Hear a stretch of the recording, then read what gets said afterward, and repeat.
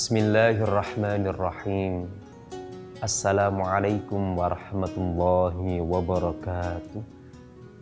Alhamdulillahilladzi arsala ilaina afdhala rusulih wa syara'a lana a'zama syara'i'id din wa anzala ilaina afdhala kutubih wa akramana bi syafa'ati khairi khalqih.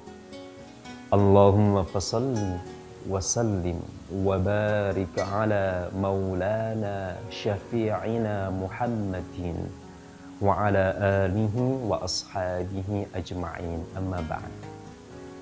Bolos Tiarek TV yang berbahagia dimanapun Anda berada. Terus pundi kabare bolo? Alhamdulillah. Kembali kita berjumpa di program kesayangan kita, Titiang. Banyak manusia itu seringkali mencari inspirasi, mencari ide, mencari apapun itu kata mutiara, wejangan, nasihat, tausiah, mauidhah.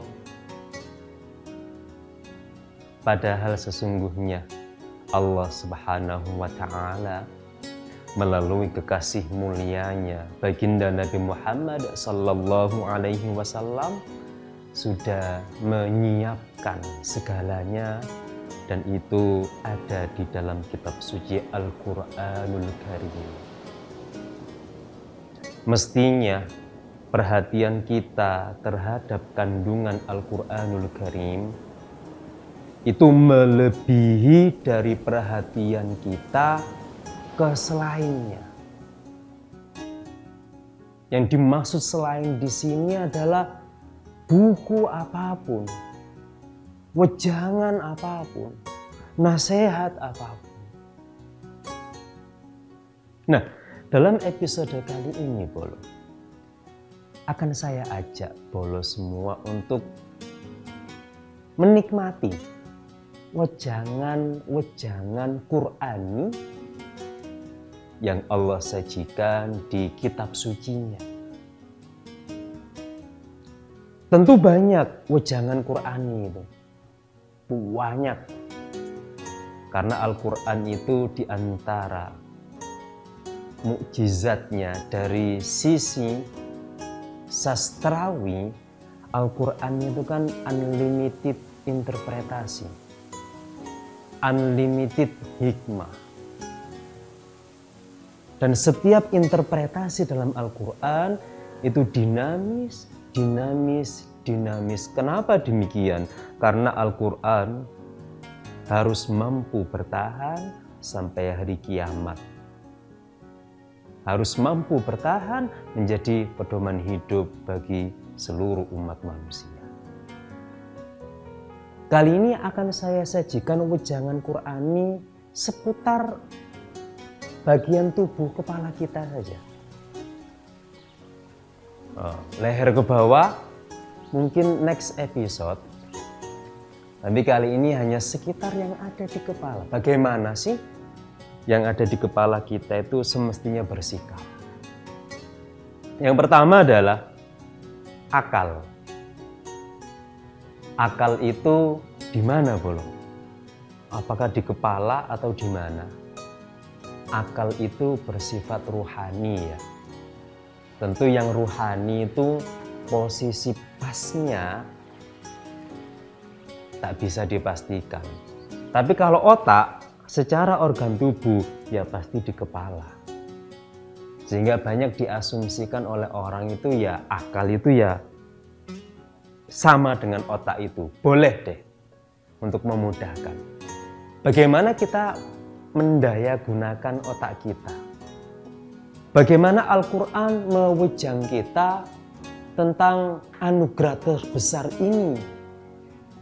Akal itu satu-satunya yang membedakan manusia dengan binatang, Bro. Tanpa akal, ya wis. Disebut manusia itu karena Allah istimewakan dengan anugerah akal. Oke. Bagaimana sih seharusnya kita mendaya gunakan akal? di Al-Quran surah Al-An'am ayat 50. Afala tatafakkarun. Apakah kalian tidak memikirkan kebesaran Allah?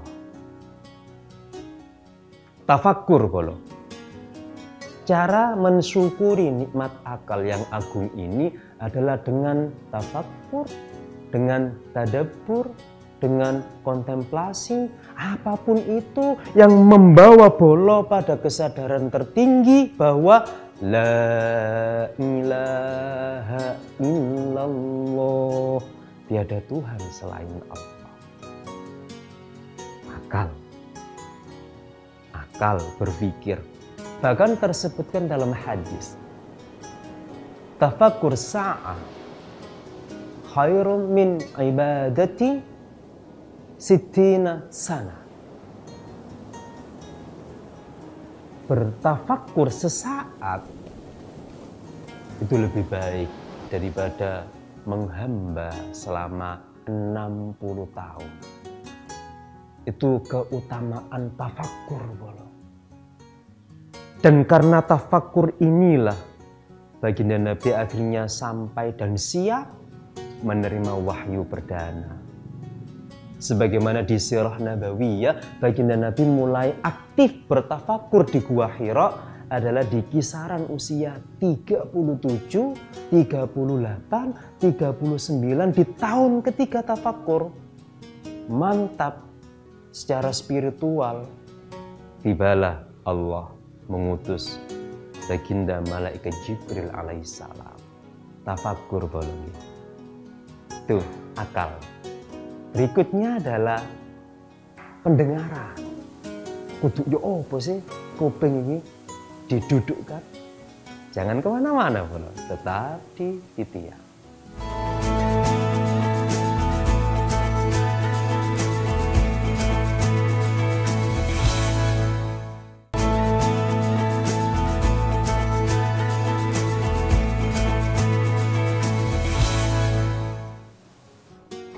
Oke, kita sudah dapat satu wejangan Al-Quran tentang akal.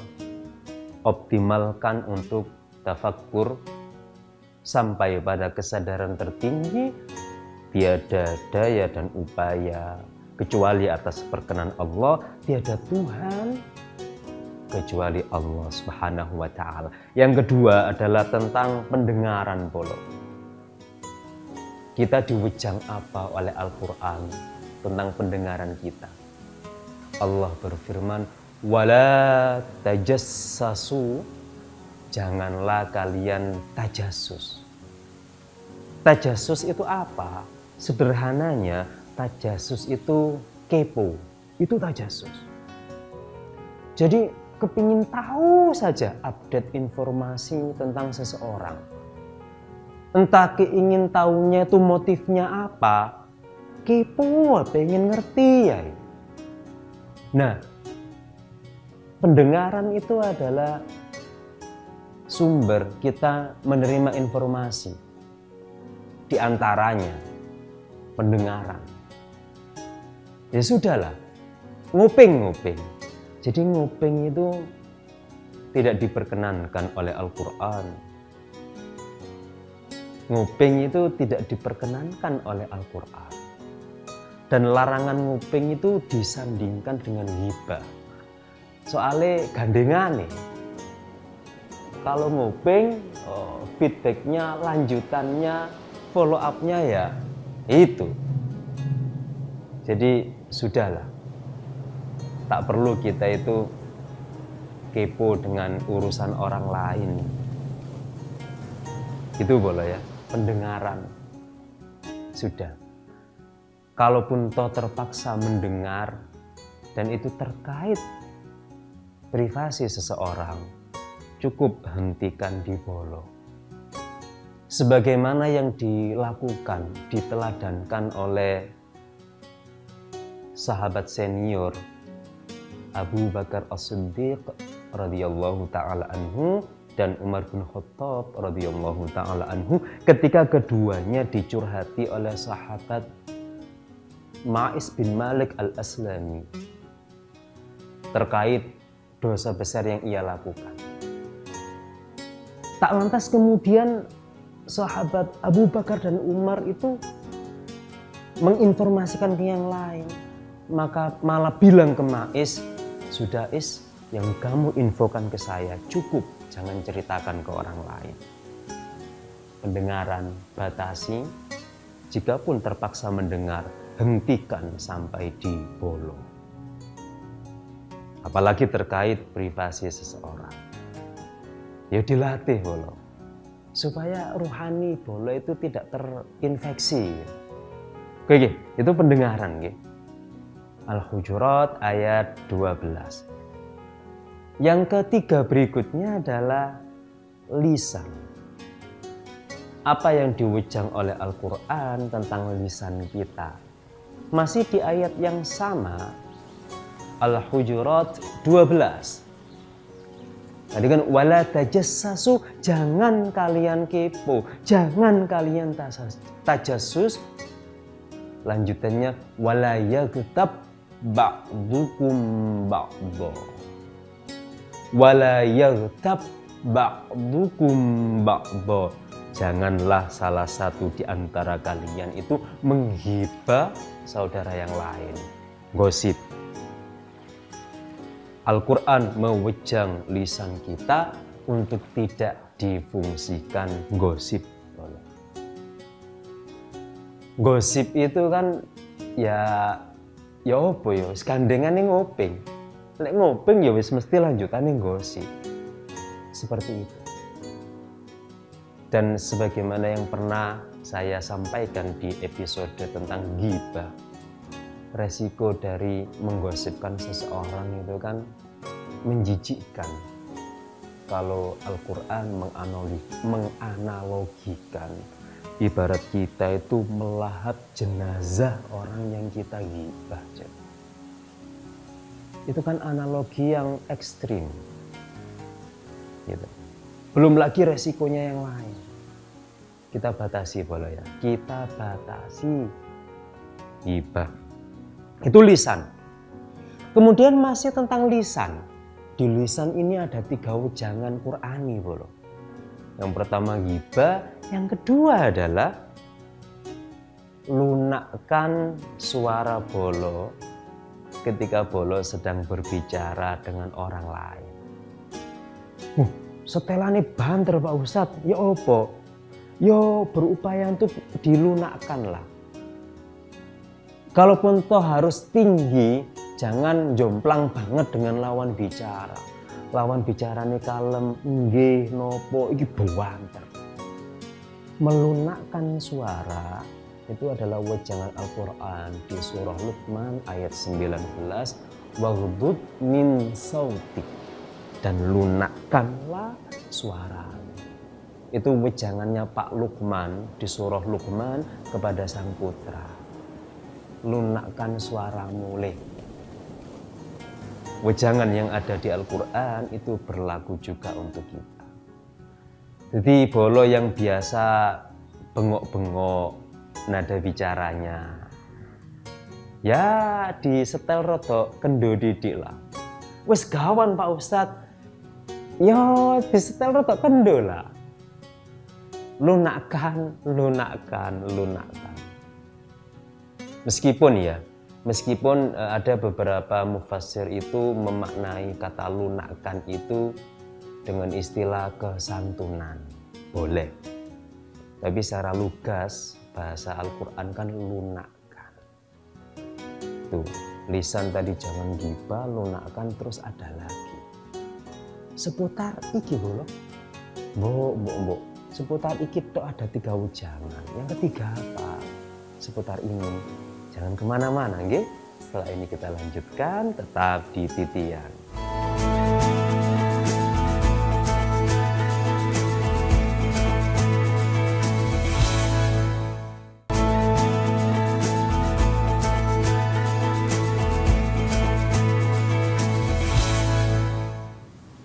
Baik bolo, kita lanjutkan di program kesayangan kita Titian. Masih tentang lisan ya. Gak oleh ghibah, kemudian lunakkan suara. Yang ketiga, ini tentang tutur kata. Ketika harus memberikan wejangan, ketika harus menyampaikan nasihat, ketika menyampaikan tausiah, ketika menyampaikan apapun, lakukan dengan tutur kata yang baik, tutur kata yang santun. Sebagaimana di Al-Quran surah Al-Baqarah ayat 83, wa qulu linnasi husna, dan berkatalah kalian kepada manusia husna, dengan perkataan yang baik, yang nyenengno gitu. Ini ada hubungannya dengan melunakkan suara. Kalau yang ini lebih ke kesantunan. Meskipun dalam konteks berdakwah ya, misalkan dihadapkan dengan kemungkaran, ingin amar ma'ruf nahi mungkar, itu kan ada SOP-nya juga. Lakukan dengan santun. Lakukan dengan santun, dengan pembicaraan yang baik. Ud'u ila sabili rabbika bil hikmati wal mau'izatil hasanah wajadilhum billati hiya ahsan. Itulah kenapa baginda Nabi itu ketika berdakwah itu santun. Santun Nabi. Meskipun kadang-kadang yang beliau hadapi itu sosok yang gregetno, mangkelno, tapi baginda itu sanggup loh, tetap santun. Ya, itu kan baginda Nabi Pak Ustadz. Ya, kita kan umatnya, meneladani lah. Ya, tidak 100%, entah 70%. Kadang-kadang kita itu ngepir ketika melihat akhlak baginda Nabi yang terekam di Sirah Nabawiyah, terekam di hadis-hadis sahih, ngepir, wes wajar itu kan Nabi, yo pantes. Mestinya nggak gitu bolo. Kita sebagai umatnya itu mestinya termotivasi. Wih, Nabi ku lho ngono, aku umate, yo disari titik deh. Mestinya begitu, jangan ngepir. Pula Nabi, yo wajar Pak Ustadz. Ikulah wali, wajar Pak Ustadz. Apakah Nabi bukan seorang manusia? Apakah wali bukan seorang manusia? Kita juga seorang manusia. Meskipun untuk sampai 100%, yo muga-muga iso. Paling tidak sebagai umat baginda Nabi, kita memantaskan diri untuk meneladani beliau. Buh 50%, buh 70%. Bolong nggih, baginda Nabi itu, saya itu kadang nangis ya baca Sirah Nabawiyah ketika baginda mohon maaf, diludahi, kemudian dilempar kotoran unta. Itu ya bisa membalas keburukan yang wis koyo umumnya itu dengan senyuman dan kebaikan itu. Hebat tenan. Nah ini bololate. Dikewampel wong bias. Marono senyum. Nggih. Iso lah bolo kira-kira bolo. Ya paling enggak itu enggak bisa membalas kebaikan, ya minimal ojo balas lah bolo. Gak balas Pak Ustadz nyantet lojo, malah gak oleh bolo ya. pun balik malih bolo. Ngawasi. Jadi itu ya bertutur kata yang baik. Lanjut ke yang keempat ya. Wejangan Qur'ani adalah wajah. Wajah ini loh wajah. Allah mewujang kita di Al-Quran surah Luqman ayat 18. Wala tusa'ir khaddaka linnas. Jangan palingkan wajahmu dari manusia. Ojo sombong maksudnya. Ojo kemenyek maksudnya. baginda Nabi itu dalam sirah nabawiyah bolo. Itu beliau kalau jalan itu saking santunnya orang. Beliau itu pandangan itu ke bawah. Bukan dingkluk mboten, ke bawah. Jadi Masya Allah. Oh itulah ojo itulah Nabi, ojo lah motivasi. Itu pandangannya ke bawah. Terus baginda itu kalau dipanggil sama sahabatnya, jangankan dipanggil sahabatnya, dipanggil sama, mohon maaf ya, mereka yang memusuhi beliau, baginda itu nggak pernah dipanggil noleh kepala tok. Ada apa? Nggak pernah. Baginda itu kalau noleh itu seluruh tubuh, brek begini. Itu saking mulianya akhlak beliau. Wong saiki kemenyek, wis dibengoki, kadang ngelerek ae gak. Yo coba lo. Jadi ngajeni uwong yang menyapa kita dengan menghadapkan wajah, melempar senyum, menjawab salam, itu ya juga ibadah loh. Ibadah gratis mana, gak butuh effort. Nggih, sumringah. Baginda Nabi itu saya nggak bisa bayangkan ya.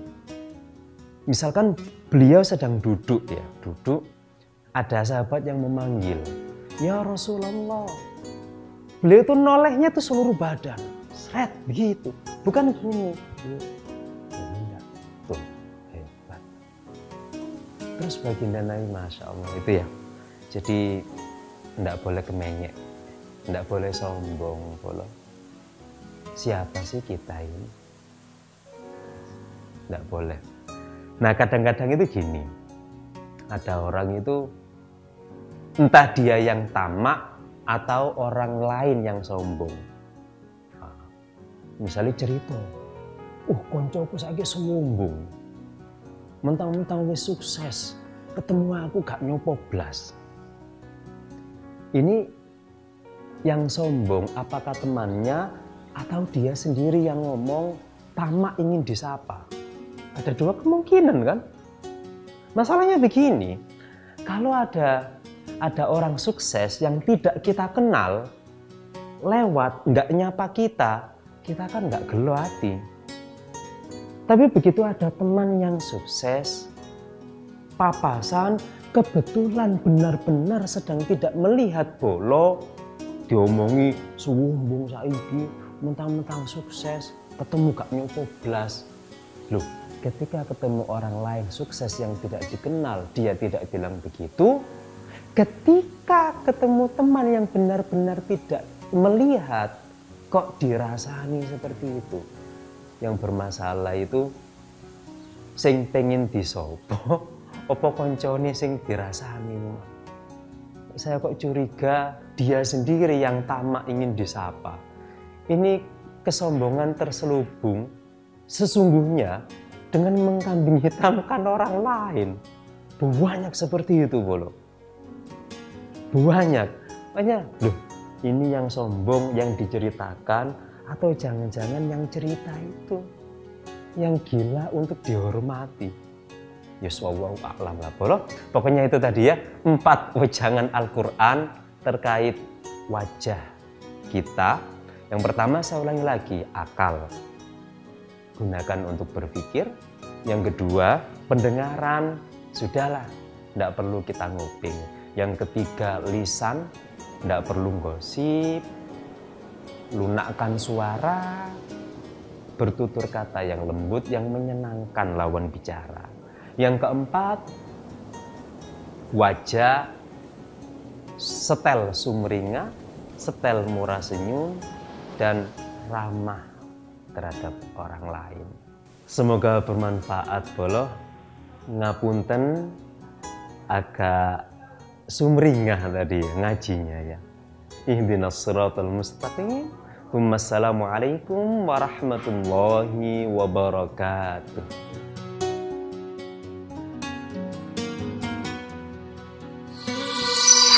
Arek TV